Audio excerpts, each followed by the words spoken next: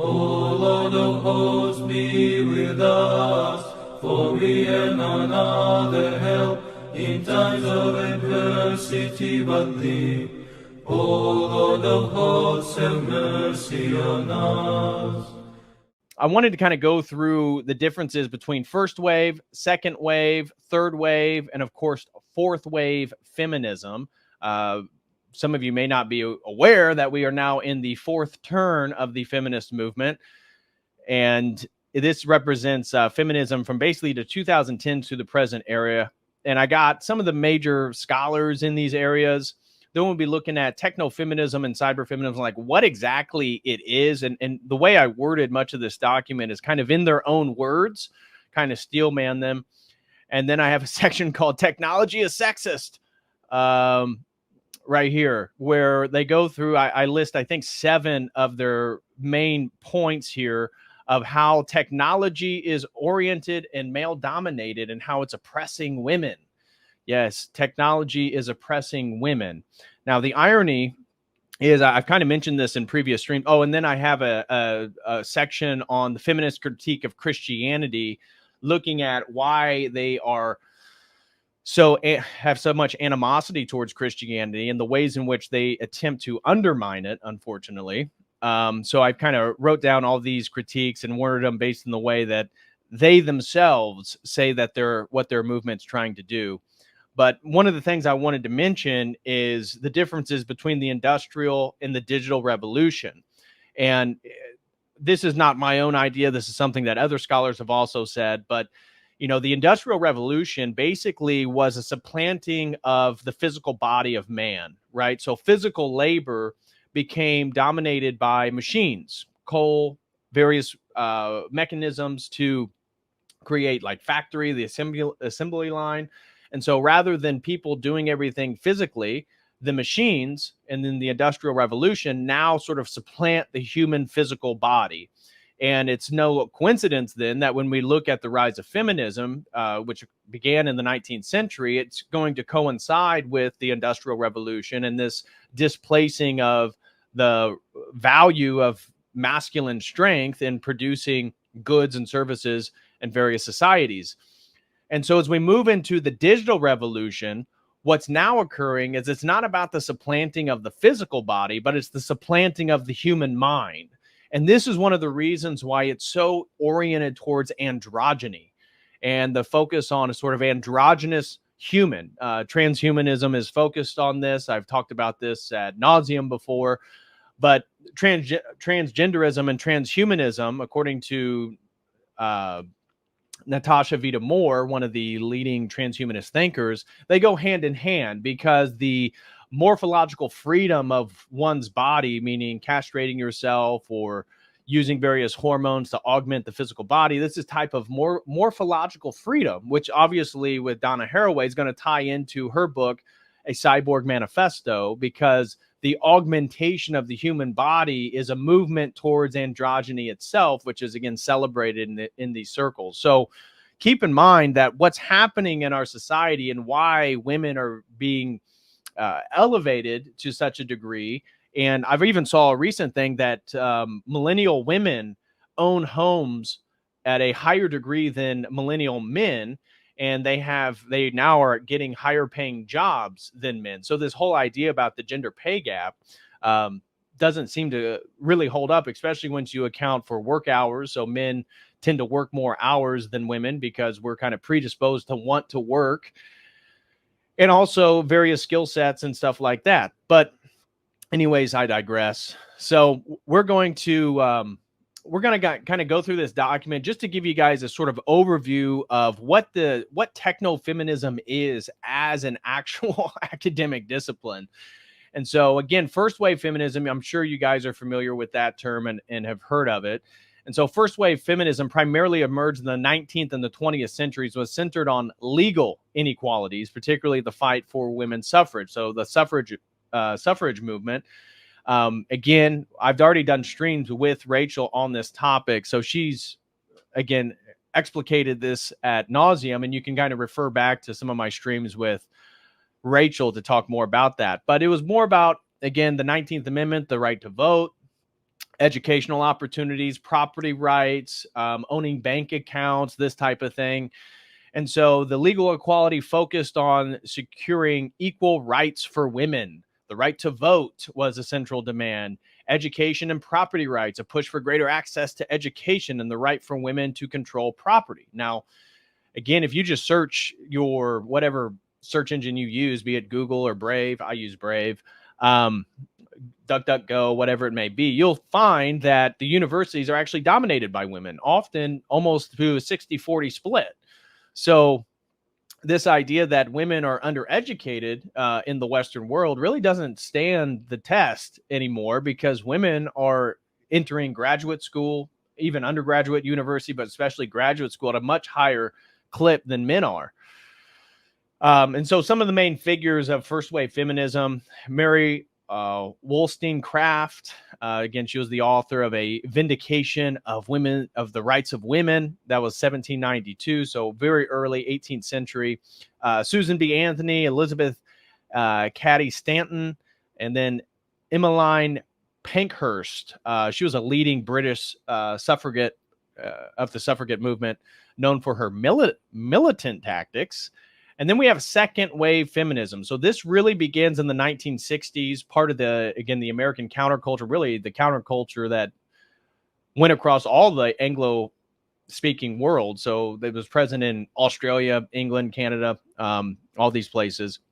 But the second wave emerged in the 1960s as part of a broader civil rights and anti-war movement, which I'm all for anti-war.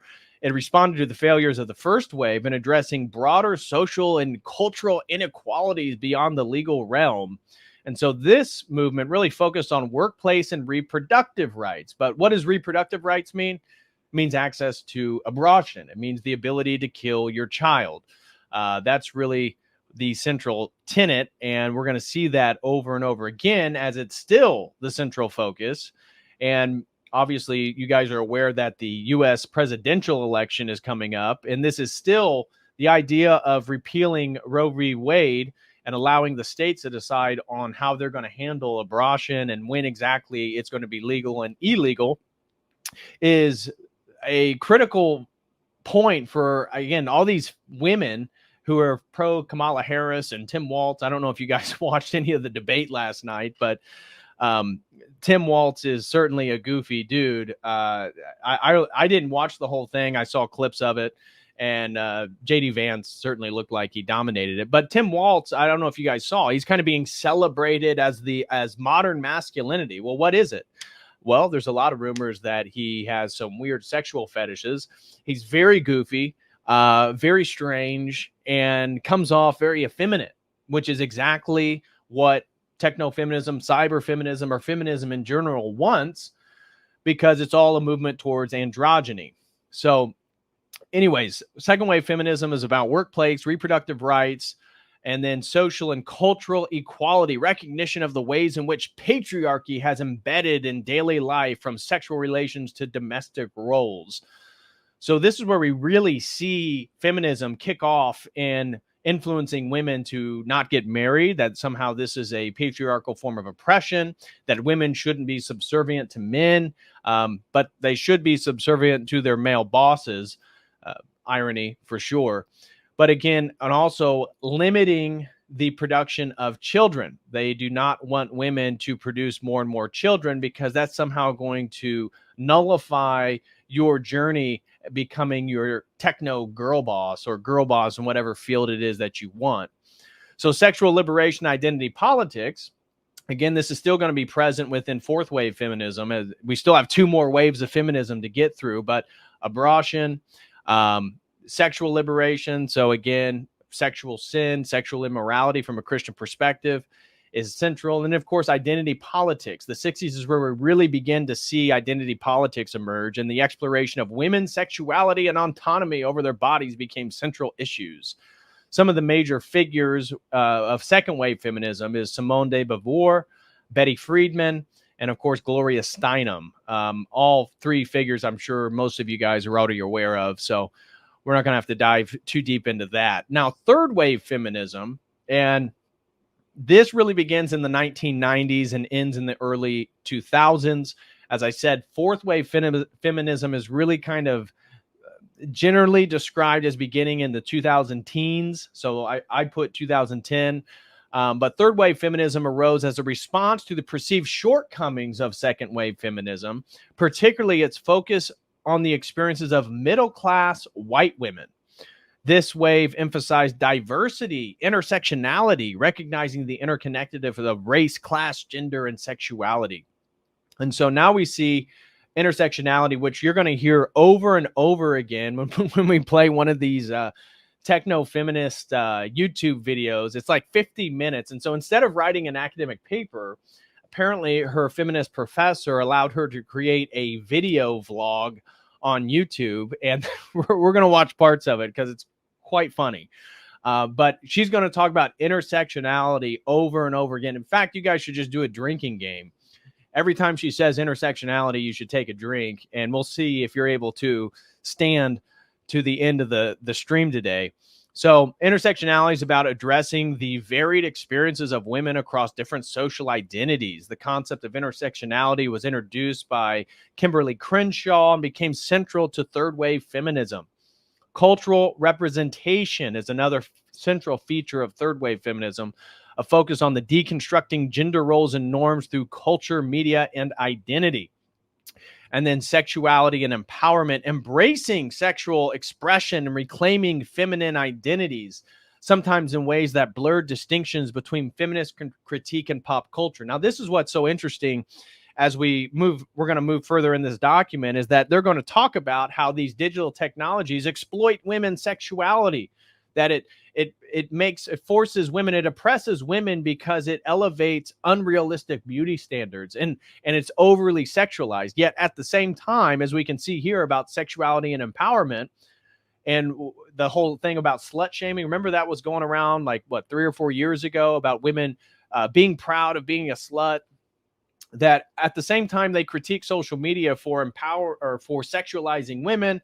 It's also a form of empowerment for women, and that's why then OnlyFans girls are celebrated, because they are taking back their power through their sexual identity and expression. And third wave is really through focus. And some of the major figures here is Kimberly Crenshaw, we already mentioned. Again, she's kind of responsible for intersectionality. But Judith Butler is a professor at the University of Berkeley, and she is famous for her theory of performative gender, that gender is really a performative expression and it's disconnected from any sort of sexual biological reality. And so she's a philosopher known for Gender Trouble, a book that she wrote in 1990, where they explored gender as performative and questioned the binary understanding of sex and gender. And then Rebecca Walker, credited with coining the term third wave in her essay, Becoming a Third Wave, and emphasizing generational shifts in feminist thought. Now, when we talk about feminism in its present tense, we're talking about fourth wave feminism. And fourth wave feminism is often linked to the digital age. This is why things like cyberfeminism and technofeminism are real fields of study, unfortunately, even in graduate school. And so it is facilitated by the rise of social media platforms. It focuses on issues of sexual harassment, body positivity, and intersectionality, using online activism as a primary mode of engagement. And so, as we said, online activism, body positivity, and identity. So fourth wave is really where we see this body positivity of obese people. You know, now you see Calvin Klein ads. It used to be beautiful men and women. Now it's a Black transgender woman who's clearly overweight. I don't remember if you guys saw that underwear commercial is on billboards across the United States. And so it's a push for body diversity, mental health awareness, and the inclusion of LGBTQ plus voices. Now, coming as an Orthodox Christian to this topic, I would, and various clergy has also spoke, that much of the mental illness we see today in our world, which is rampant, it's at its highest rate ever recorded, is really a spiritual problem. And so it's ironic that mental health awareness is a central part of fourth wave feminism, while at the same time promoting things like transgenderism and obesity as ways of positively expressing one's own identity. And of course, intersectionality in inclusivity consistent with third wave as well, expanding the feminist conversation to include marginalized voices such as trans women, so men, women of color, and working class women. And again, the fact that a particular focus is on trans women, and I don't know if you saw, what was it? There was a, I don't know, was it Forbes? There was a magazine that recently talked about how the wealthiest female, they consider the wealthiest woman CEO in the United States turns out to be a trans woman. So again, a man. And yet somehow the fact that the man identifies as a woman and dresses up as a woman empowers women. Very strange, very interesting. Oh, thank you so much. Nadim Haddad just gifted a Codal Crew membership. Thank you very much, brother. And congratulations, Bravo Salvacon, on getting that membership. Really appreciate you, Nadim. Thank you very much, brother, for the support. I do appreciate that. Oh, and it looks like we've got looks like Jim Bob has rated us with some of the Jortlandians. So welcome, Jortlandians. Yes, get a nub wave going. Guys, smash that like. And again, anybody from Jortland, if you'd like to give some Codal Crew memberships, please do so. Would greatly appreciate that. So anyways, let's kind of continue through our thing here. And so fourth wave feminism, some of the major academic figures here is Tarana Burke. She's the founder of the Me Too movement, which called attention to the widespread nature of sexual harassment and assault. And then Roxane Gay, author of Bad Feminist. This is a book in 2014, which critiques societal expectations of feminism and explores the intersection of race, gender, and pop culture. And then Laverne Cox, a transgender activist and actress advocating for the rights and visibility of trans women.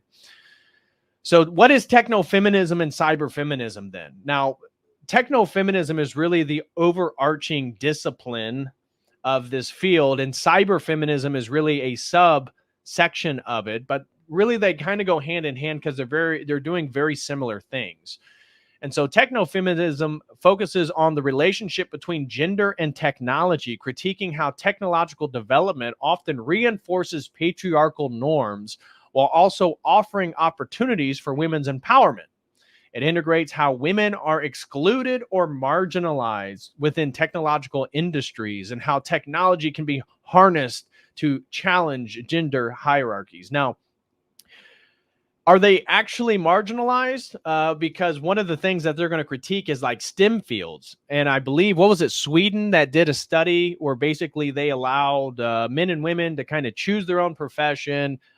There's no societal pressures, and women and men naturally gravitated towards fields, work, and disciplines that are consistent with their own sexual identity. So men tend to be more rationalistic. Mathematics, engineering, science, these types of things, technology, STEM, right? Science, technology, engineering, and mathematics. Men typically gravitate toward those fields. And I am still kind of pressed in 2024 to see how women are being societally hampered from engaging in such academic pursuits. It seems to me if they want to be in STEM, the universities will bend over backwards to make sure that they're included. And then cyberfeminism was a term coined in the 1990s, and it explores the internet and digital spaces as arenas for feminist activism and thought. It envisions cyberspace as a potential site for disrupting traditional gender norms, arguing that digital technology can help dismantle patriarchal structures by enabling new forms of expression and community. And as I said, cyberfeminism is really tied, as we're going to see on TikTok, these women who identify as cyberfeminists, that they almost always refer back to their recent reading of the 1985 book, A Cyborg Manifesto. They act like this stuff is brand new. Again, Donna Haraway wrote that book in 1985. And she argues that for a feminist approach to technology that blurs the boundaries between human and machine, offering a critique of traditional gender roles in the context of technological evolution. And then Sadie Plant, she wrote a book called Ones and Zeros. And she is a leading figure in cyberfeminism. Plant's work explores how digital technologies can both challenge and reproduce gender hierarchies with a particular focus on how women navigate and use cyberspace. So, what are the objectives of techno and cyber feminism? Well, it's all about challenging the patriarchy in tech. Again, often the people in tech already have a very liberal and progressive disposition. So, you would think that the tech field is one of the more accommodating fields for women. And yet, this needs to be dismantled, its patriarchal identity. So, both techno-feminism and cyber-feminism critique male-dominated technology industry and the ways that digital tools often reflect and reinforce existing gender inequalities. Again, as I pointed out, and I have later in this document, the fact that Siri is a female and uses a female voice, this is a subordination of women. And yet you could easily see if Siri was a man, well, then men only want to, men are reinforcing the male dominance by taking orders and information from other men. So it's like they just critique and really complain about anything. And then exploring identity, embodiment, and cyberspace. These fields explore how virtual environments allow for new expressions of identity, potentially freeing women from traditional gender roles like being a mother and being married. Those are the two that they really want to focus on. And so they are in favor of artificial wombs. This is a big one because if women can just put their babies in artificial rooms inside of a laboratory, well, then they can have a child if they choose, which most likely they would ask them not to because the planet is overpopulated and it's causing problems for the ecosystem, a la climate change. But they believe this is a liberative technology for women. This is, again, a central feature of fourth wave feminism. And then the feminist activism in the digital age, the rise of social media as a feminist tool has been central to fourth wave feminism, allowing for widespread movements against gender-based violence and oppression. And so challenging biological determinism, as I said, a core aspect of cyberfeminism and technofeminism is their critique of what they call biological determinism. The idea that biology, especially reproductive capabilities, defines women's roles in society, right? So this is the interesting part is in the name of feminism, they want to do away with everything that is unique to women.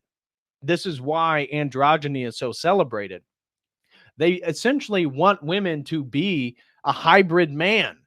They want to do away with everything that God has given them and has blessed them and made them unique and different from men. So in their hatred of the patriarchy, they want women to become more patriarchal. Traditional patriarchal structures have long argued that women's ability to give birth naturally predisposes them to roles such as child rearing, nurturing, and caregiving. Yeah, that's pretty straightforward. I don't think that's very controversial, but this is seen as a problem. And so cyberfeminists and techno-feminists challenge this view by emphasizing the role of technology and reshaping biological functions and undermining the inevitability of gendered labor. And so technological reproduction, as I said, they explore how technology, particularly in the realm of reproductive health, which is essentially birth control, abortion, in vitro fertilization, surrogacy, artificial wombs, can separate women's biological roles as mother from their social role by enabling women to control when and how they reproduce. Technology gives women more autonomy, breaking the traditional association with femininity and motherhood, right? So why you would think that if you're pro-feminism, you would celebrate femininity and motherhood. But no, this is actually a main point of the attack. So, for instance, cyberfeminism argues that reproductive technologies can redistribute the labor of childbearing and childcare, potentially even to non-female bodies. And I'm going to show you, we're not going to read it, but I have an academic paper that is focused on post-genderism. So this is another post-turn in the academy. So you guys are familiar with postmodernism. There's posthumanism. This is, again, the movement into a non-biological human, a la transhumanism. And then we have post-secularism, the breakdown between religious and secular narratives as all being sort of a meaning-making narratives for purpose in a secular technological world. And now we have a understanding in which non-female bodies will be able to give birth. And post-genderism is an expression of this. And they literally talk about how men will be able, if they want, can have a womb and be able to give birth if they choose. And this way, traditional gender roles associated with reproduction are seen as social constructs of a la relativism. Everything is relative, right? So why exactly are they doing? Well, it's just the critical theory. It's the Marxist initiative to undermine anything that pre-exists. We have to move to a new historical starting point, year zero. And that's really the point. That's why it's relativism. It's contradictory, and they don't care. It's all about attacking that which has come before. And so deconstructing marriage, right? So marriage and reproduction, two unique features of female life, these need to be undone. Cyberfeminism and Technofeminism also critique the institution of marriage, traditionally seen as a patriarchal system that binds women to roles as wives and mothers. And in digital spaces, cyberfeminism promote alternative forms of relationships and intimacy that challenge normative heterosexual monogamous marriage model. And so, as we talked, we mentioned Donna Haraway in her book, A Cyborg Manifesto. I put in the AI on the Brave browser, and I just was curious whether she was a lesbian or not. And what I found is that her first husband was a gay man, and they ended up getting a divorce, and she got remarried to a man, so she was heterosexual, but they ended up living together. So her and her husband lived with her ex-husband and then his new husband. Strange, very strange. So I just thrown that out there. So the concept of post-human relationships that transcend the boundaries of human biology and social structures is central to these movements. And this is where we've talked about sex dolls and this whole marketplace, which is actually growing. Men are having less access to sex, according to research, and therefore they're turning to dolls, AI dolls. And I did a whole stream covering AI sex bots. And this is something that is actually celebrated by cyberfeminists. So cyberfeminists are deconstructing reproduction, deconstructing marriage, and then celebrating that men are fornicating with dolls instead of actual women. All right. Reproductive autonomy and redefinition. So we've already talked about artificial reproduction, androgyny, and gender fluidity. Again, androgyny is central to their movement. And both technofeminism and cyberfeminism advocate for a fluid understanding of gender, one that is not bound by the biological categories of male and female. And so Donna Haraway's A Cyborg Manifesto is foundational in this regard, as she introduces the idea of a cyborg as a metaphor for a future where the boundaries between human and machine, male and female, are blurred, which we are living in right now. And so the ways in which they want to undermine the patriarchy, digital identities, and gender play, disrupting traditional power dynamics, again, androgyny and such. So how is technology sexist, you ask? I was curious myself. So preparing for the stream, I started to look at how exactly are they arguing that technology is so oppressive to women and yet at the same time liberative?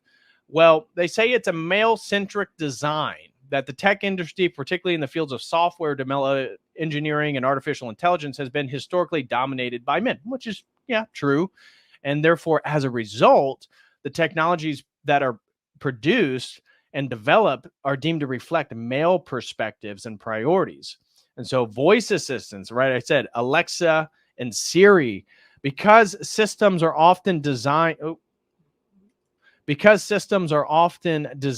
to have female voices, you would think something they'd be celebrated about, because I'm getting my directions when I'm driving down the road from a woman, a perceived woman. Obviously, it's AI, but the feminists claim that this is reinforcing traditional gender stereotypes where women serve in supportive and subservient roles. And as I say, if the voice was male, I missed that. If the voice was male, the criticism would again be that patriarchal standards as men want to be directed and ordered by other men and not women. Health technology. They argue that because health apps are designed by men and sometimes use male bodies, They argue that this leads to inaccuracies in diagnosing and treating conditions that affect women. Algorithmic biases, they say, is due to male privilege. So hiring algorithms, if an algorithm is trained on historical hiring data because women have been oppressed for so long, therefore it may continue to favor male applicants. And then facial recognition software, apparently they found that AI facial recognition was having trouble with Black women, women of color, and this was deemed to be part of a racist patriarchal oppression within technology. The gender gap in access to technology, they highlight that in certain places, in some parts of the world, women don't have access to smartphones and digital technologies to the same degree men do. And therefore, this leads to a form of oppression. This creates barriers for women in terms of education, employment, and participation in civic life. Yet at the same time, if they did have access to that, they would be oppressed by the technology again, right? So you kind of goes both ways there. And then economic opportunities, you get it. Cultural barriers. So they talk about in some cultures, women are discouraged or outright prevented from using technology, a la traditional Muslim societies. And yet at the same time, these cultures such as Islam are celebrated by feminists when it concerns diversity and an undermining of Western Christian culture. They argue that it's an exploitation of women's labor in the tech industry. Gendered labor in tech manufacturing, much of the physical labor involved in producing technology, so physical labor, assembling smartphones or electronics, is performed by women in low-wage, exploitive working conditions, especially like countries like China and Southeast Asia. These women often work long hours in unsafe environments for low pay, reinforcing global gender and economic equalities. And then they talk about gig economy, that is really prominent now post the coup, and remote work, and that women often are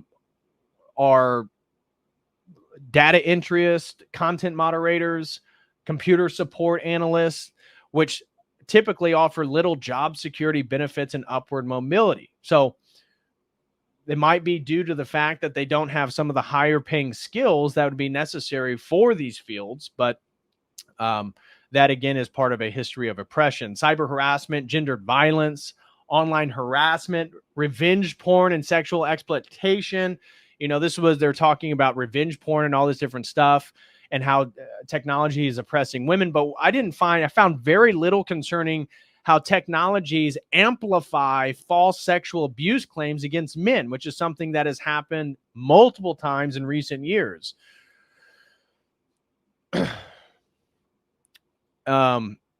What's next? Technological commodification of women's bodies. So at the same time, slut shaming is bad because women can use their sexuality for empowerment. Social media platforms are guilty of patriarchal normative oppression because it then allows women to sexualize themselves, therefore leading to unrealistic beauty standards, they say. This is all while women are voluntarily selling themselves and engaging in prostitution on media sites such as OnlyFans. So which way is it? Is it that women can't be sexualized, or sexuality and sexualization empowers women? Again, that's what these contradictions you see throughout much of this academic literature. And then surveillance and control. Technologies like tracing apps or surveillance software have been used to control and monitor women, particularly in the context of domestic abuse. Yet again, these feminists act as if women can't be the abusers in relationship and use the same digital technologies against men.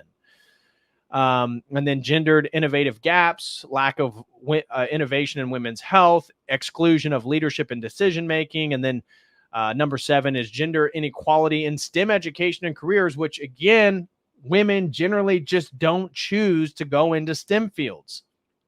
So they say there's barriers to STEM careers. Feminists claim that in early age, girls are often discouraged from pursuing STEM subjects such as due to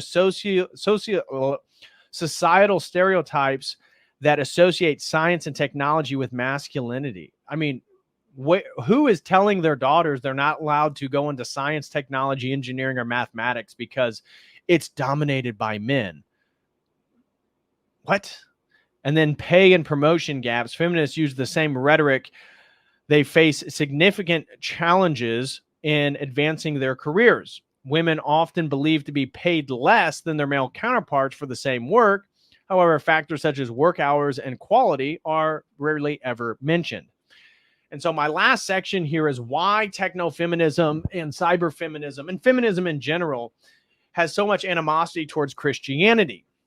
Because this is really, as we've talked about, did a stream, part 1 with Jay Dyer on deconstructionism, where we talked a little bit about Jacques Derrida and his book Grammatology, where he talks about foul logocentrism being the central pillar of Christianity.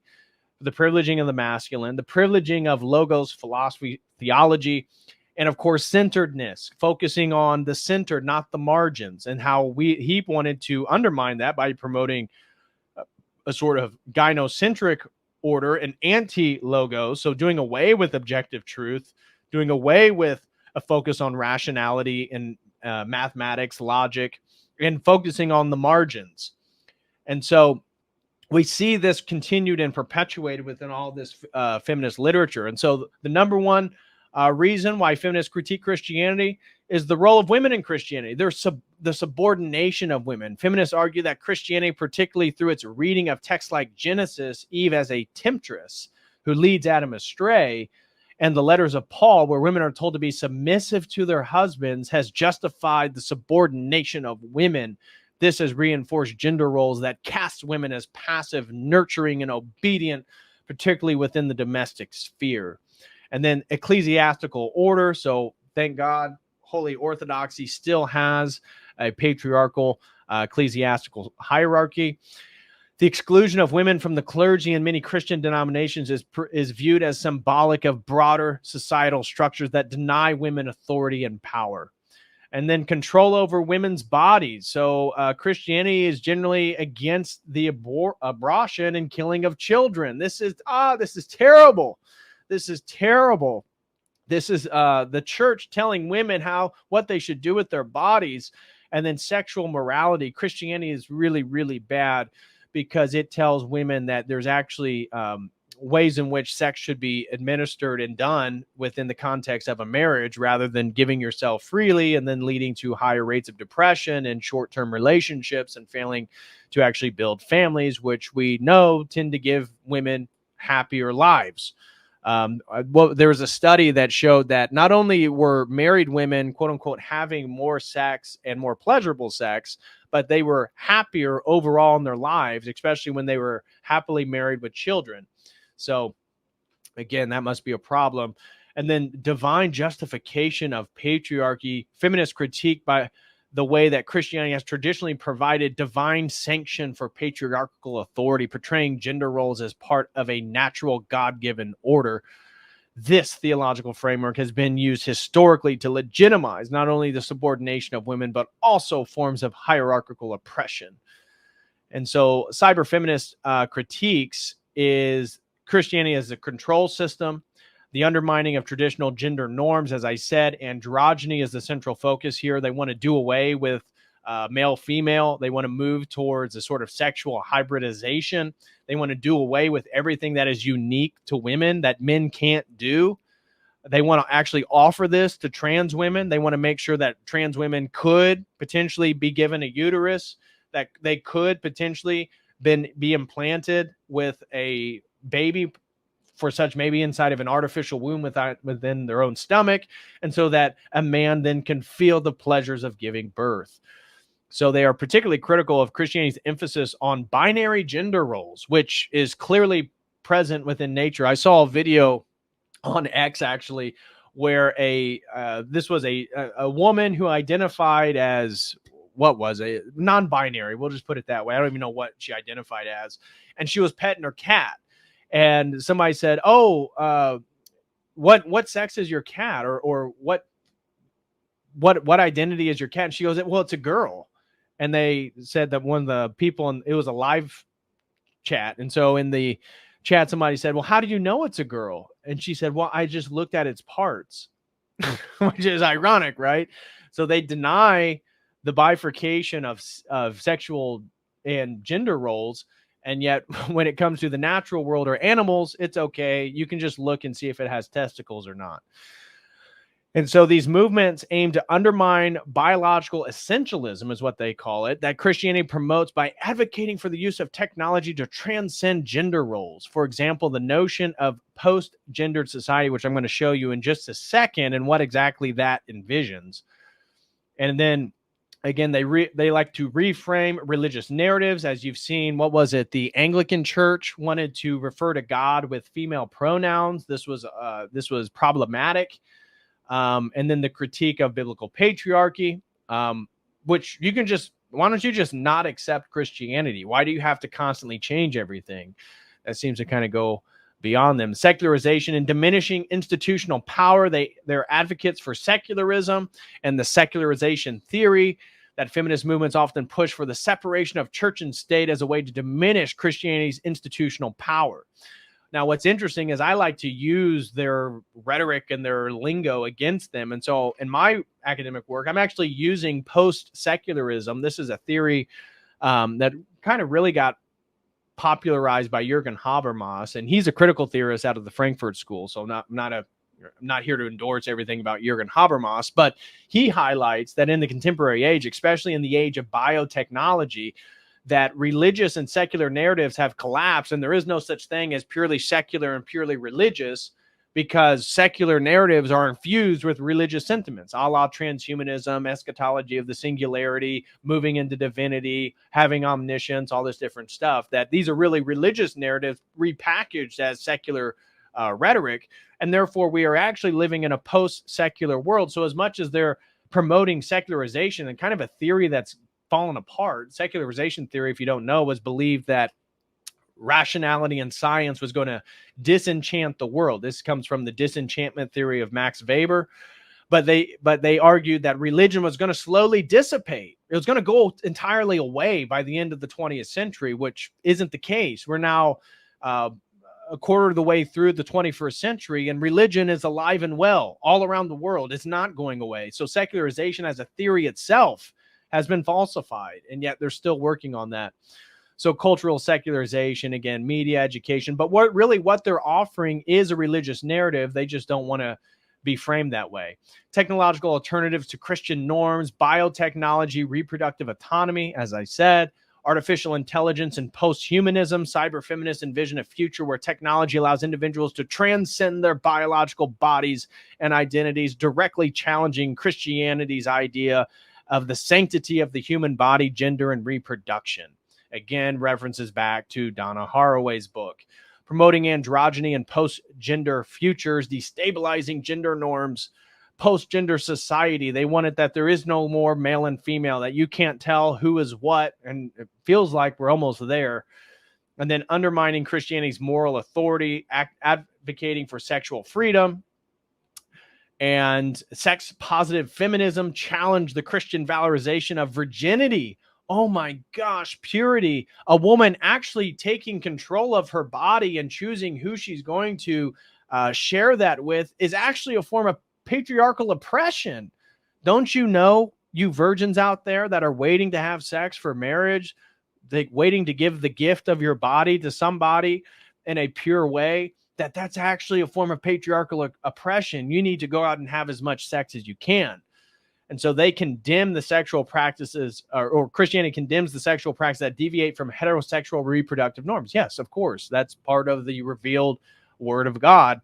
And so cyberfeminists often take this critique further by exploring the ways that digital spaces and technologies can enable new forms of sexual expression and identity, and then challenge Christianity's opposition to LGBTQ peoples and relationships in favor of inclusive policies that recognize the rights of these individuals to love, marry, and express their identities outside a Christian moral framework. Robo-Feminist versus Science Wizard is the title of her video essay, apparently, for her project. Okay.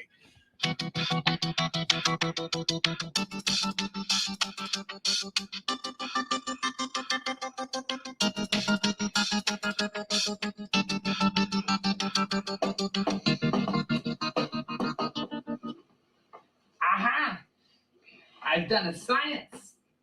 And with this science, I shall further solidify the male domination of the manosphere. And with this science, that I've done, we now have apolitical and totally unbiased evidence that the male form is the default form of humanity, and all others are just mutations of the one true form. Halt! Oh my gosh. No, this hurts to watch. Oh my gosh. Kristen says, remember the old adage about falling out of the other tree and everything? Oh. I am here to overthrow your science and pervert it with a vagocentric femologic. I'm here to pervert your science with a vagocentric femologic. Wow. Exciting.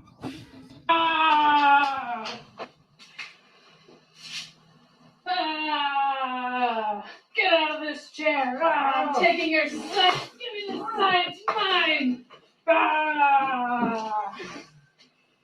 And now, with this science, I shall improve the inferiority of the male species. When I watched this, all I could think about is her beta male, her beta male boyfriend. I wouldn't assume that they're married. I can't imagine. I don't see rings here. That'd be very anti-techno-feminist if they were married. 74 IQ. Yeah, that's about right. I'm just thankful that they cleaned up for the video. I mean, I know how important this video essay must have been. I don't know if she's a graduate student or what. Based on some of the language here, it sounds like maybe this is a master's student or something like that. But of course, instead of actually doing actual academic scholastic work and writing a paper, they create this video vlog essay. And I'm so glad they cleaned up everything around it to really, really enhance the character of it all.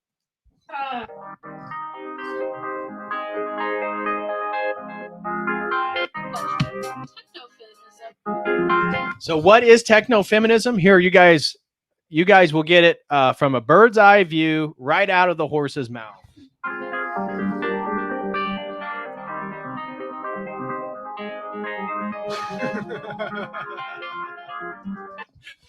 Shout out to Nick. He said we woke up and chose cringe.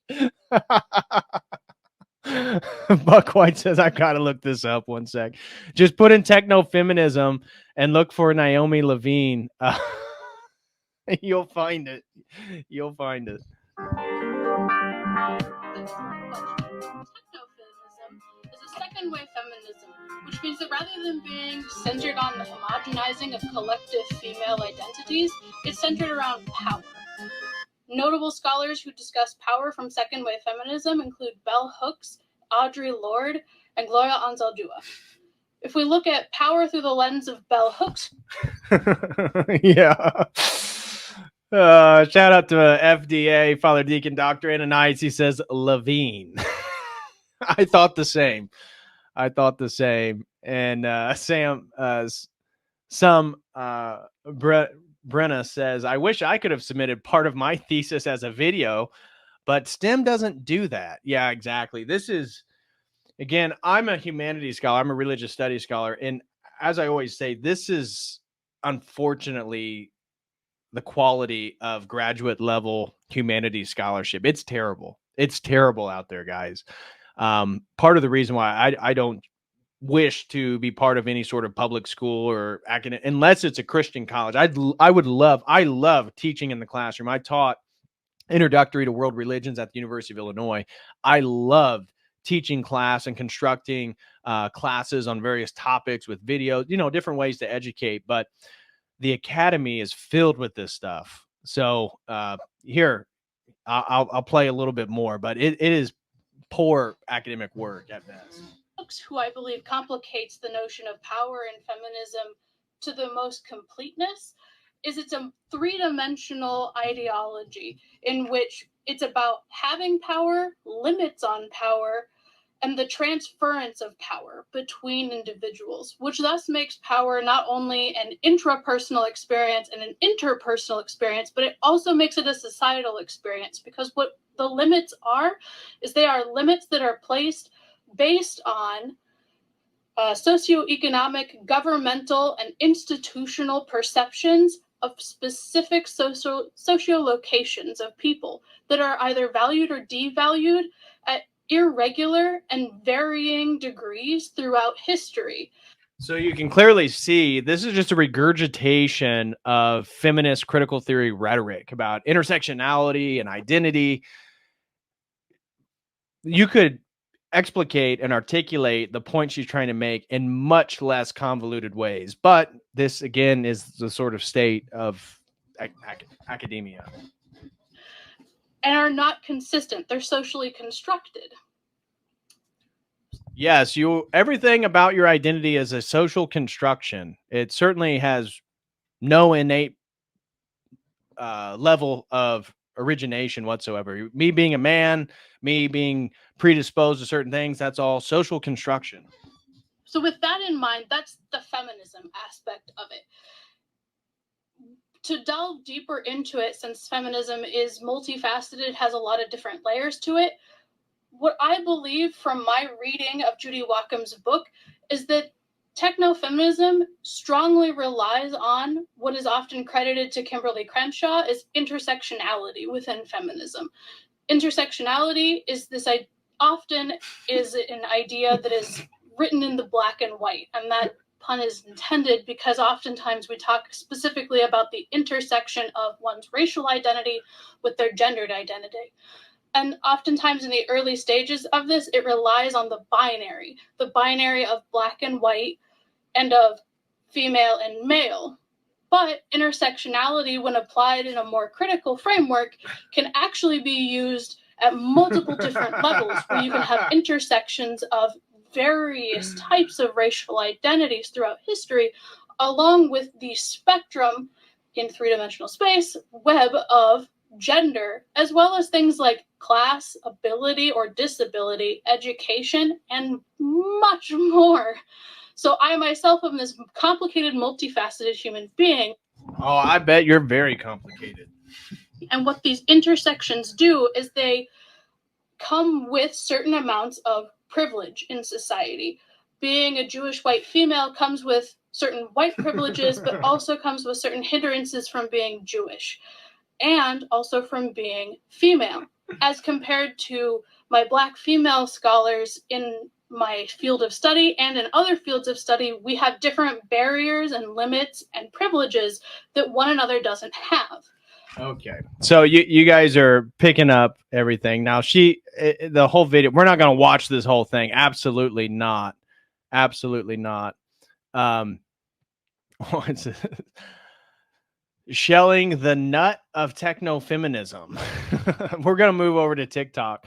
So if I put in cyberfeminism on TikTok just to see what would pop up, and I found all of these girls trying to talk about how they are cyber feminists. So let's just check out some of these. This one, we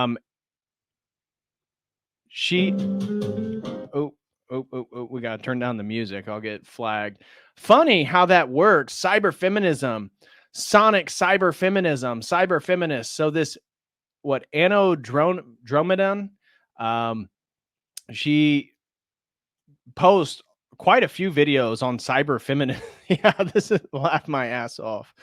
That's how I felt. So she's upset because she applied to MIT for cyberfeminism and got rejected, and Stanford, and now she's being asked to have her expertise in music technology and cyberfeminism. And here's another one. This is her talking about how she's categorized technologies as various ways that they're oppressive to women.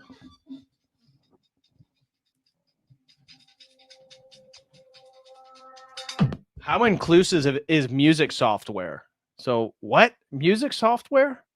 Music software is oppressive to women? Montana banned TikTok, so I can't ever see this nonsense. Well, good for Montana.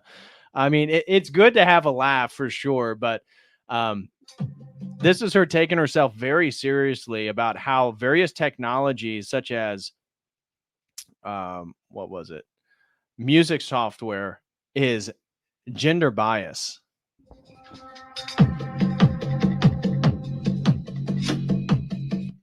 She's really playing with that phallic screwdriver quite heavily.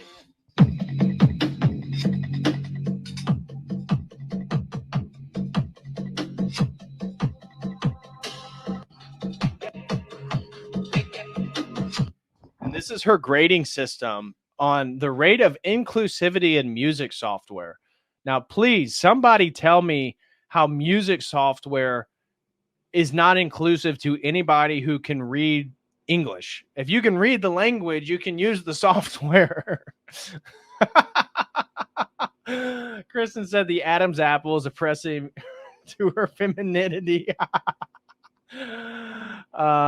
Yeah, I think it's a man too, probably. I kind of got that vibe.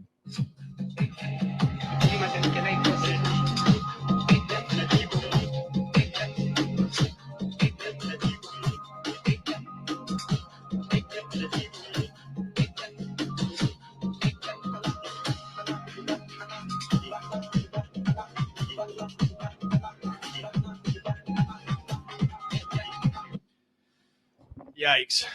So here's a woman who does art who just discovered Donna Haraway's A Cyborg Manifesto. And she's talking about how wonderful it is because it validates her artwork of drawing women as aliens, cyborgs, and monsters. What is going on? My head is hurting. Yeah. No doubt about that. Just want to say, guys, again, smash that like. And if you'd like to support my work, have any questions, comments, or concerns, feel free to send in a super chat on Streamlabs, Dono Chat, or here on YouTube. Turned on to this by another TikToker. I'm going to tag them below, but it's an essay called The Cyborg Manifesto by Donna Haraway. It's not an essay, it's a book. And it was written in the 80s, and it introduces this concept of something called cyberfeminism. If you don't know me, my name is Andy. I'm an artist. I run Spooky Girl Art, and most of my illustrations depict really beautiful feminine people as robots, aliens, and monsters. So in this essay, Donna Haraway argues that the cyborg represents a completely different wave of feminism.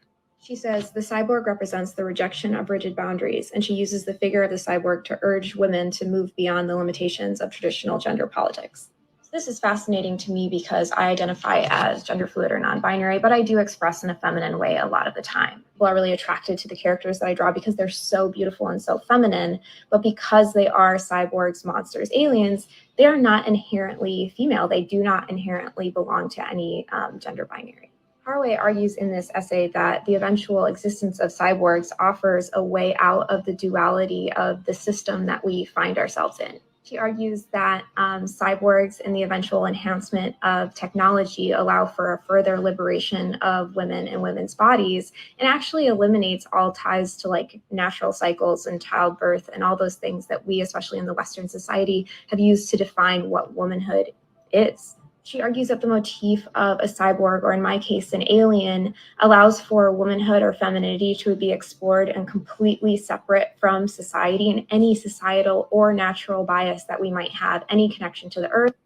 So essentially, it allows you to explore concepts of femininity divorced from any reality, is what she's saying, which is exactly basically what I've found in regards to the fields of cyberfeminism and technofeminism. I mean, they make maybe some interesting points here or there, but overall as a field of research,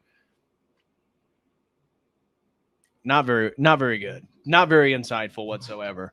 But as she highlighted, she can draw aliens now and sort of reflect and think about femininity in the ways of what would femininity look like on a different planet with like aliens and stuff like that. It's like really, really empowering to me and my art and my gender fluidity. To the earth or to each other, any of those things are taken away with this kind of third alien identity. The existence of cyborgs allows for a kinship between boundaries and an acceptance of fluid or contradictory identities. I just find this so exciting because this is literally a concept that I've been playing with in my work for a really long time. She uses this cyborg or alien identity as a metaphor for intersectional identities that women of color, trans women, or people all over the world experience all the time, but are often overlooked in modern and third wave Western feminism. Someone who has experienced just a lot of otherness, a lot of otherhood, a lot of not fitting in. I think my exploration of my own femininity and my own presentation while also being other really comes across in my drawings. And that's just a lot of the meaning that goes into it. Okay, so here's this girl again. NY presents Sonic Cyberfeminism and Electronic Music by Anna Roman. That's the list. Anyway, that's a list of some of the principles, topics, points I'm going to go over for the Sonic Cyberfeminism. Okay, let's see what her points are. Cyberfeminism, the problems, the centering of whiteness and its techno cultures.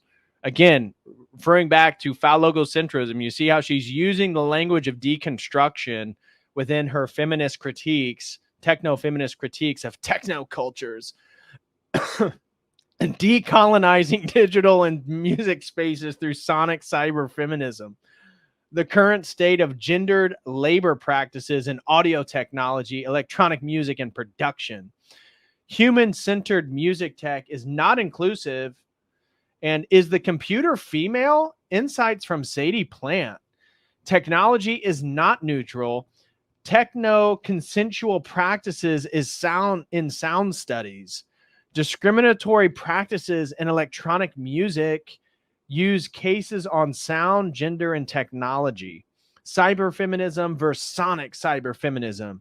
Notions at futurity. And xenofeminism and AI, the next wave. Oh, so we're now entering the fifth wave of feminism? Yikes. I can't even. My newest Zine. What is this? The newest volume of my feminist Zine is out. Pink pilled. Oh, to be a cyborg. This Zine is all about cyborgs in art, life, and feminism. Read along as I explore cyberfeminism and Donna Haraway's iconic Cyborg Manifesto. I'm also weaving an analysis of one of my favorite music artists, Arca. And of course, I'm presenting you the text in a bed of my paintings, drawings, and collages. I had so much fun making this one. I hope you'll have so much fun reading it. I want to see what this black chick has to do. Trying to do cyberfeminism in under 3 minutes. Let's see what she has to say. Post that's like trying to teach you how to channel the divine feminine, but it's really just a guide on how to subscribe to patriarchal norms. I think of this iconic Donna Haraway quote, "I would rather be a cyborg than a goddess." So the quote is from her 1985 Cyborg Manifesto, which is a really important text in feminist postmodern literature, but unfortunately it's also an infamously incomprehensible and cryptic text, so I'm just going to tell you a little bit about it. So when Haraway came up with the manifesto, the idea that there are meaningful connections between women's liberation and technology wasn't new to feminism. Gerda Lerner, for instance, explained in The Creation of Patriarchy that although the history of humanity is a continual process of humans distancing themselves from nature by creating convenience, technology, and culture instead, the persisting patriarchal view is that a woman's rightful place has to be determined by nature and by her biology.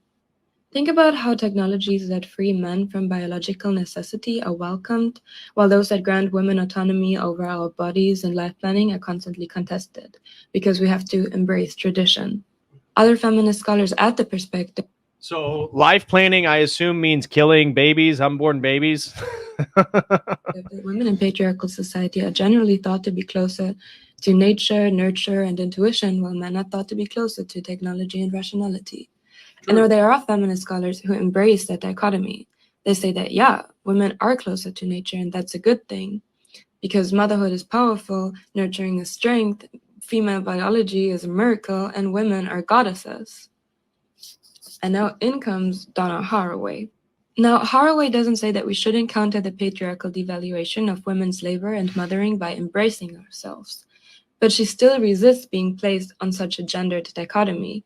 The cyborg is the emblem of her theory because it is this figure that subverts and cannot be categorized. Haraway's manifesto is about subverting the boundaries between organism and machine, man and woman, nature and culture, self and other. In her opinion, Western social sciences hinge entirely on the ability to place people and phenomena in these boxes of either or. Haraway makes the point that liberation cannot be conceptualized within this framework of gender and being that was handed to us by the patriarchy, even if we mythologize and glorify this patriarchal role and imagine ourselves as goddesses. She embraces complex personhood and that gender is intangible and complicated. In that sense, the cyborg kind of serves this dual function in her text. On the one, so I just want to highlight, so she's talking about Donna Haraway. So here is, I went to Brave and used their AI to figure out what her sexual orientation was. And this is what I was saying earlier. Her first husband, Jay Miller, was a gay man. Apparently came out of the closet while married to Donna. And they continued to have a close relationship after their divorce, even went on a trip together, celebrating their divorce. After divorcing Jay, Haraway married Rustin Hogness, and they shared a household with Jay and his lover, Bob, until Bob and Jay both died of AIDS. The household arrangement and relationships between Haraway and Jay exhibit an ongoing willingness to transcend conventional conceptions of romance and friendship, embracing more fluid and open-ended social connections. So maybe the fact that Jay and Bob both died, maybe that's a sign that the transcending of biological norms isn't such a great thing. on the one hand, it refers to the way that material gender boundaries are transgressed because of technological advance. On the other hand, it is this very abstract idea about how we should overcome the strict boundaries in our discourses and thinking. And I don't know, I think that's really cool. You know, whenever I see one... I don't know, I think it's like really cool.